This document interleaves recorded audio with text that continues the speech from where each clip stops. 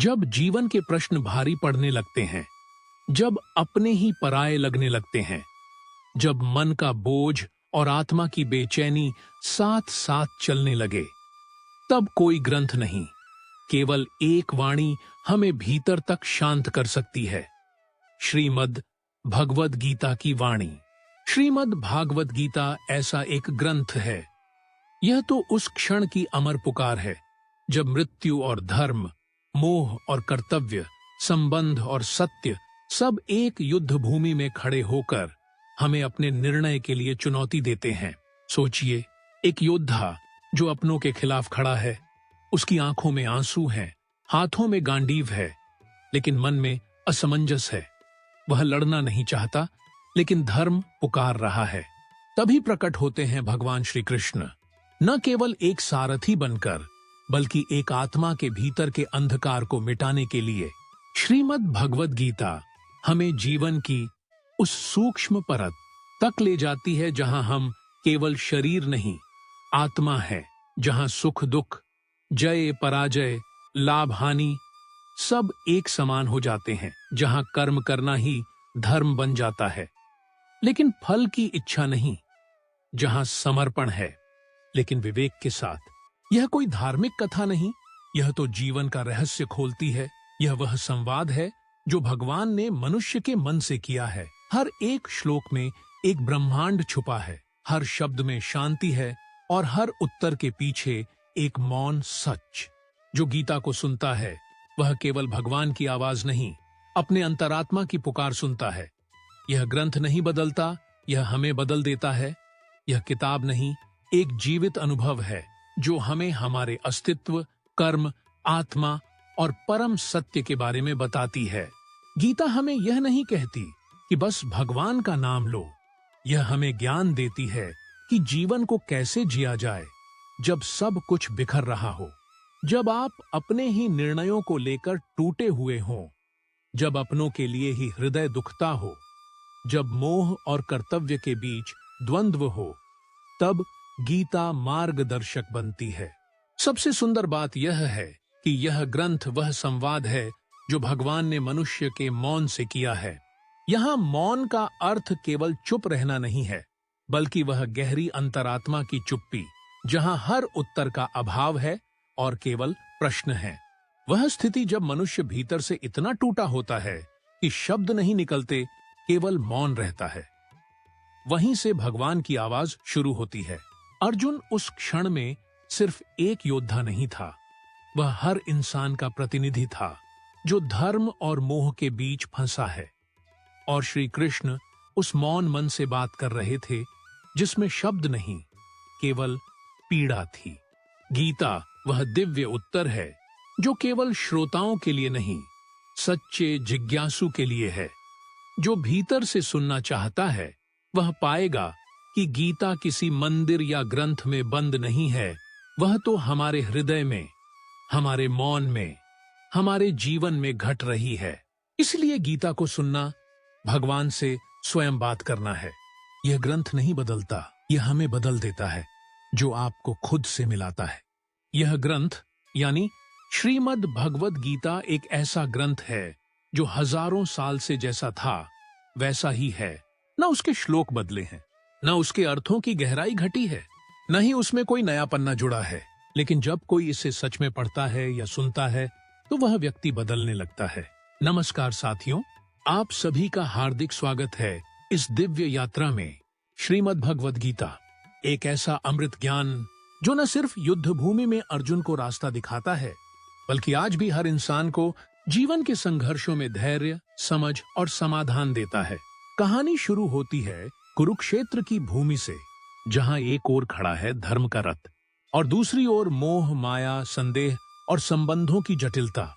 वहीं अर्जुन खड़ा है, एक योद्धा जो युद्ध से डर नहीं रहा, बल्कि अपनों को खोने के भय से टूट रहा है।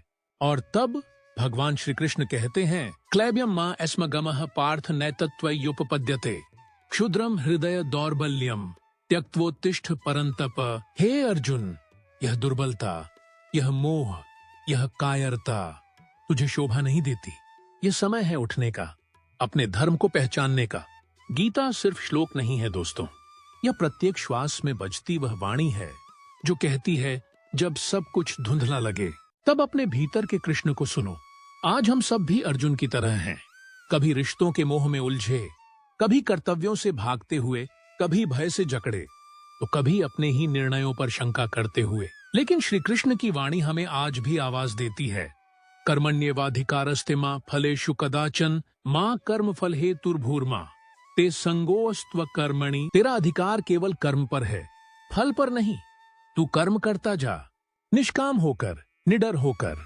श्रीमद् भगवद गीता अपने हर श्लोक में जीवन का मार्गदर्शन देने वाला एक अमूल्य ग्रंथ है।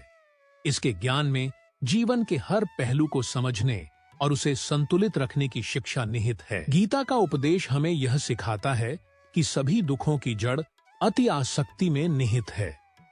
जब हम किसी भी चीज को अपनी समझ लेते हैं, चाहे वह व्यक्ति हो, वस्तु हो या फिर परिस्थितियां, तो हमारे अंदर एक तरह की अधिकार की भावना जागृत होती है।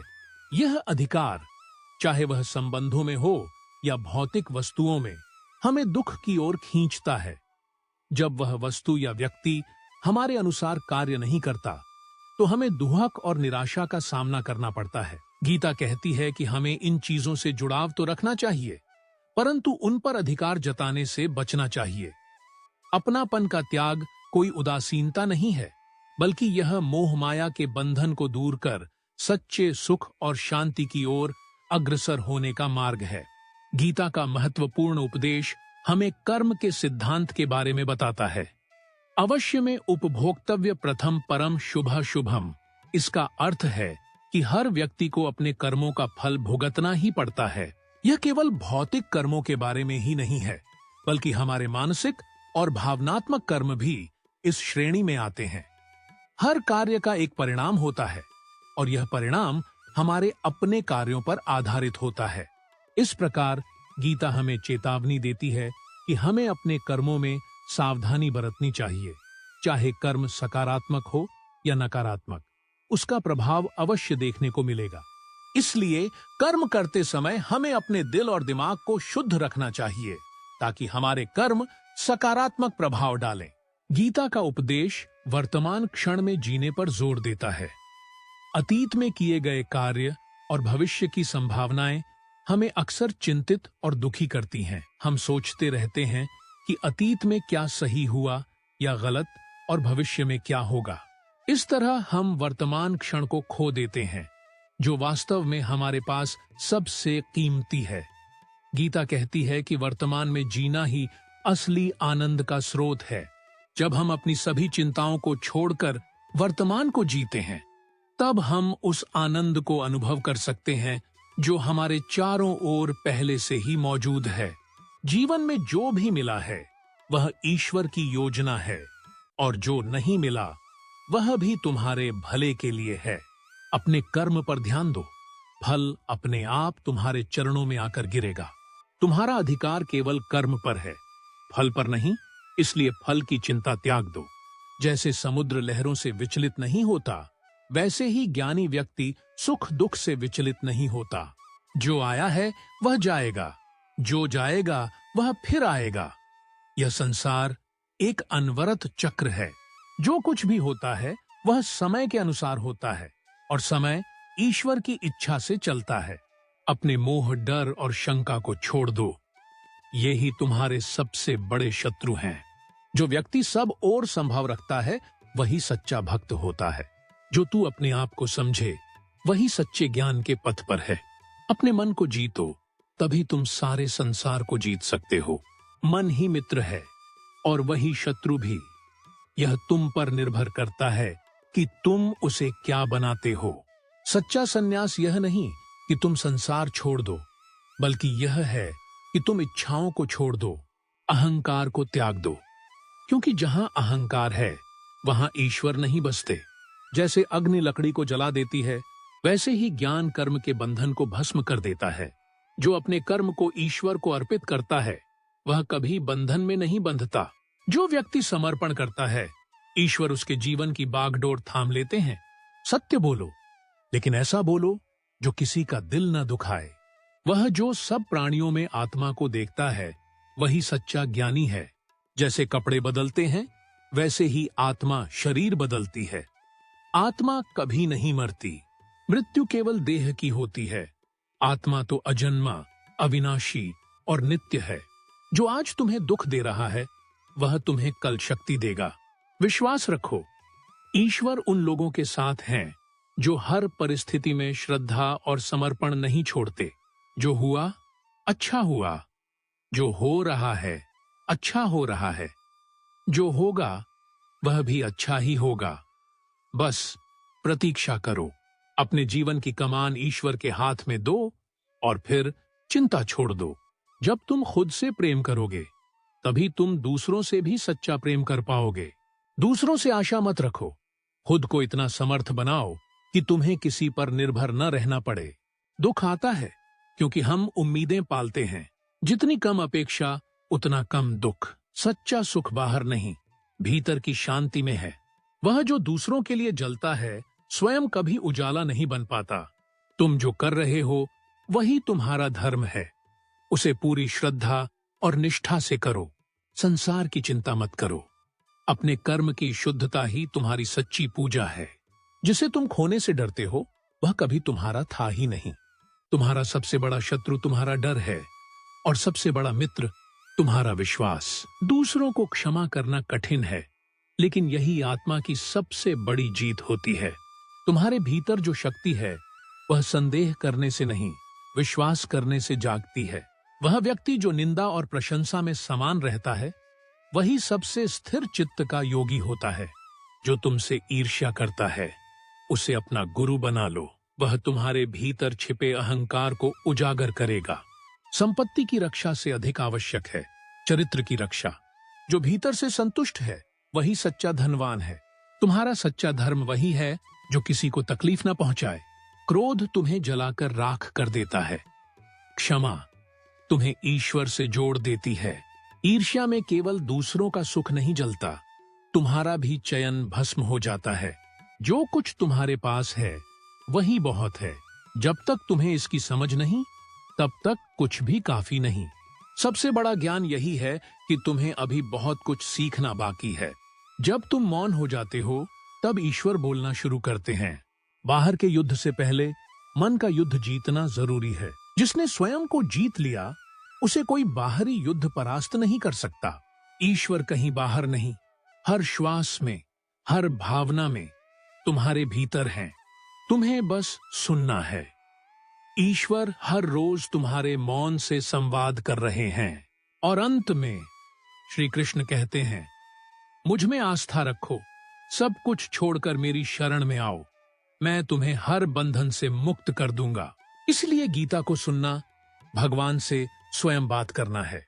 यह ग्रंथ नहीं बदलता, यह हमें बदल देता है, जो आपको खुद से मिलाता है।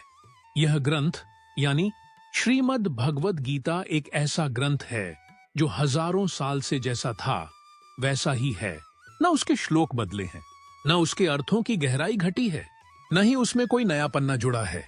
लेकिन जब कोई इसे सच में पढ़ता है या सुनता है, तो वह व्यक्ति बदलने लगता है। मनुष्य को कभी अपनी शक्ति, संपत्ति या साथ देने वाले लोगों पर घमंड नहीं करना चाहिए। जो आज हमारे साथ हैं, वे हमेशा हमारे साथ रहेंगे, इसकी कोई गारंटी नहीं होती।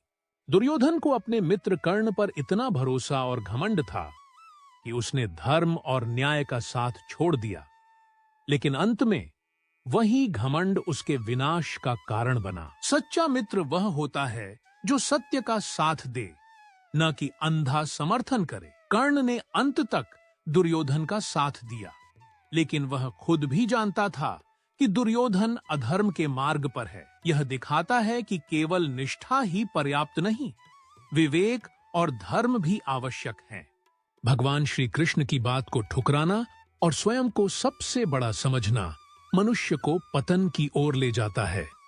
दुर्योधन अगर एक बार भी अपने भीतर विनम्रता लाता, तो महाभारत का युद्ध टल सकता था। सबसे बड़ी सीख यह है कि घमंड से बुद्धि भ्रष्ट हो जाती है, और जब निर्णय अहंकार से लिए जाते हैं, तो वे अंत में विनाश की ओर ही ले जाते हैं। इसलिए जीवन में विनम्रता, विवेक और धर्म का पालन सबसे आवश्यक है, चाहे हमारे पास कितना भी बल, साथ या साधन क्यों न हो। जब हम गीता को पढ़ते हैं या सुनते हैं, हमारी सोच बदलती है, हमारे भाव बदलते हैं, हमारा क्रोध शांत होता है, हमारा अहंकार पिघलता है और हमारे जीवन को देखने का नजरिया पूरी तरह बदल जाता है। उसी ग्रंथ को हर कोई पढ़ता है, पर हर किसी को वो अलग तरीके से छूता है, क्योंकि गीता हमारे भीतर के सच को उजागर करती है। जैसे सूरज एक ही होता है, लेकिन पानी पर पड़े तो चमक देता है, बर्फ पर पड़े तो उसे पिघला देता है, फूल पर पड़े तो उसे महका देता है। वैसे ही गीता भी एक ही है, लेकिन जब वह हमारे हृदय पर पड़ती है तो कभी हमें रुला देती है, कभी हमें संभाल देती है, कभी हमें जगा देती है। जीवन में जो कुछ भी मिला है वह ईश्वर की कृपा से मिला है। यह कोई साधारण बात नहीं, एक बहुत ही गहरी और आत्मा को छू लेने वाली सच्चाई है। हमारे पास जो कुछ है, हमारा शरीर, हमारी सांसें, हमारा परिवार, हमारा समय, हमारा ज्ञान, हमारे अनुभव, ये सब यूं ही नहीं मिल गए। हम मानते हैं कि यह सब हमने मेहनत से पाया है, लेकिन सच्चाई यह है कि मेहनत भी तभी फल देती है जब उस पर ईश्वर की कृपा होती है। कितने ही लोग हैं जो मेहनत करते हैं, लेकिन उन्हें उतना नहीं मिलता, क्योंकि जब तक ऊपर वाला ना चाहे कुछ भी नहीं होता। अगर कोई हमें समय पर मदद करता है, कोई रास्ता अपने आप खुल जाता है, किसी संकट से हम बाल बाल बच जाते हैं, कोई हमें क्षमा कर देता है, तो यह सब हमारे बस की बात नहीं होती। यह सब ईश्वर के अदृश्य हाथ से चलता है। जैसे बीज अपने आप वृक्ष नहीं बनता, उसे उपजाऊ धरती, समय पर पानी और सूर्य की रोशनी चाहिए। वैसे ही हमारे जीवन में जो भी फल है, वह केवल हमारे प्रयास से नहीं, बल्कि ईश्वर की कृपा से ही संभव हुआ है। और जब यह समझ मन में उतर जाती है, तब जीवन बदल जाता है। फिर मन में अहंकार नहीं रहता कि मैंने सब कुछ किया, बल्कि एक विनम्र भावना जन्म लेती है कि प्रभु ने दिया, तभी संभव हुआ। इसलिए जो मिला है उसे कृपा समझो, जो नहीं मिला उसे भी कृपा समझो, क्योंकि ईश्वर वही देते हैं जो हमारे लिए सही होता है, और उस समय देते हैं जब हमें उसकी सबसे अधिक आवश्यकता होती है। जैसे समुद्र लहरों से विचलित नहीं होता, वैसे ही ज्ञानी व्यक्ति सुख दुख से विचलित नहीं होता। समुद्र की गहराई में एक शांति होती है, ऊपर लहरें उठती हैं, तूफान आते हैं, लेकिन समुद्र की गहराई में कोई हलचल नहीं होती। ठीक वैसे ही एक सच्चा ज्ञानी व्यक्ति बाहरी दुनिया के सुख और दुख को देखता तो है, अनुभव भी करता है, लेकिन अपने अंदर की स्थिरता को नहीं खोता। सुख आए तो वह उसमें खोता नहीं, और दुख आए तो टूटता नहीं। वह जानता है कि यह सब अस्थायी है। जैसे लहरें आती हैं और चली जाती हैं, वैसे ही जीवन की परिस्थितियां भी आती हैं और चली जाती हैं। ज्ञानी व्यक्ति भीतर से इतना स्थिर होता है कि कोई भी परिस्थिति उसे हिला नहीं सकती। उसका मन समुद्र के समान गहरा और शांत होता है। वह न तो सुख में अहंकार करता है और न ही दुख में निराश होता है। वह हर हाल में एक जैसा बना रहता है। समस्त घटनाएं समय के विधान से घटती हैं, और वह समय स्वयं ईश्वर की इच्छा का ही एक उपकरण है। जीव जो कुछ भी करता है या जो कुछ भी उसके साथ घटित होता है, वह काल चक्र के अंतर्गत होता है, जो भगवान की योजना और इच्छा से संचालित होता है। इसलिए न हम अपने कर्मों के फल को रोक सकते हैं और न किसी परिणाम को टाल सकते हैं, क्योंकि वह सब ईश्वर के द्वारा निर्धारित समय पर ही होता है। गीता के अनुसार आत्मा न जन्म लेती है न मरती है, वह केवल एक शरीर छोड़कर दूसरा शरीर धारण करती है। इस तरह एक जन्म समाप्त होने के बाद दूसरा जन्म शुरू होता है, और यह क्रम तब तक चलता रहता है जब तक आत्मा मोक्ष यानी जन्म मृत्यु के चक्र से मुक्त नहीं हो जाती।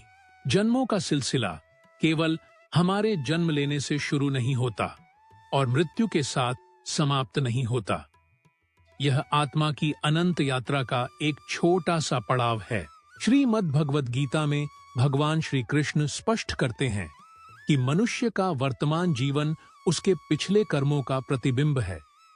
अच्छे कर्म, सत्य, दया, परोपकार, संयम और धर्म पालन हमारे जीवन में सुख, सम्मान, शांति और सौंदर्य के रूप में लौटते हैं। जैसे किसान अच्छे बीज बोकर भरपूर फसल पाता है, वैसे ही सत्कर्म करने वाला व्यक्ति अपने जीवन में फलदायी परिणाम पाता है। परंतु यदि हम अपने कर्मों में छल, अहंकार, हिंसा, ईर्ष्या, लालच और अधर्म भरते हैं, तो वही हमारे जीवन में रोग, शोक और दुख बनकर लौटते हैं।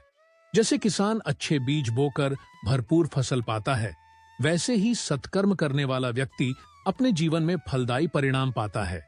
परंतु यदि हम अपने कर्मों में छल, अहंकार, हिंसा, ईर्ष्या, लालच और अधर्म भरते हैं, तो वही हमारे जीवन में रोग, शोक और दुख बनकर लौटते हैं। जैसे कड़वे बीज बोने पर मीठे फल की आशा व्यर्थ है, वैसे ही बुरे कर्म करने वाला व्यक्ति इस जीवन में या अगले जीवन में उनके परिणाम से बच नहीं सकता। गीता कहती है कि ईश्वर न्यायकारी है, परंतु उनका न्याय समय के हिसाब से चलता है। कभी कभी सत्कर्मी को भी कठिनाई आती है। यह उसके पिछले अधूरे कर्मों का हिसाब चुकाने का समय होता है, जिससे उसका मन और आत्मा शुद्ध हो सके। और कभी दुष्कर्मी को भी सुख दिखाई देता है। यह केवल उसके पूर्व जन्म के शेष अच्छे कर्मों का क्षणिक फल होता है, जो समाप्त होते ही उसका वास्तविक फल सामने आता है। इसलिए जीवन की स्थिति देखकर केवल वर्तमान कर्म का अनुमान न लगाए, बल्कि समझें कि यह अनंत यात्रा में बोए गए बीजों का परिणाम है। श्री कृष्ण कहते हैं, मनुष्य अपने ही कर्मों का निर्माता है। इसीलिए हमें हर क्षण अपने विचार, वाणी और कर्म को शुद्ध और धर्ममय बनाने का प्रयास करना चाहिए, ताकि आने वाले जन्मों में भी जीवन सुंदर, शांत और ईश्वर की कृपा से भरा रहे। जब किसी प्राणी की मृत्यु होती है, तब वह केवल अपने स्थूल शरीर को त्यागता है। आत्मा न कभी मरती है, न कभी जन्म लेती है। वह अजर, अमर और अविनाशी है। मृत्यु के बाद आत्मा एक अदृश्य यात्रा पर निकलती है, जो उसके कर्मों के अनुसार निर्धारित होती है। न जायते म्रियते व कदाचित् नयं भूत्वा भविता व न भूयः अजो नित्यः शाश्वतोऽयं पुराणो न हन्यते हन्यमाने शरीरे। इसलिए हे मानव, अपने को केवल इस नश्वर शरीर तक सीमित मत समझो। तुम वह शाश्वत आत्मा हो, जिसे न अग्नि जला सकती है, न जल भिगो सकता है, न वायु सुखा सकती है। तुम्हारे कर्म ही तुम्हारा सच्चा साथ देंगे, जब सब साथ छोड़ देंगे। अतः अपने हर विचार, वचन और कर्म को धर्म, सत्य और प्रेम से भर दो, क्योंकि यही तुम्हें इस अनंत यात्रा में ऊंचा उठाएंगे और अंततः ईश्वर के चरणों तक पहुंचा देंगे।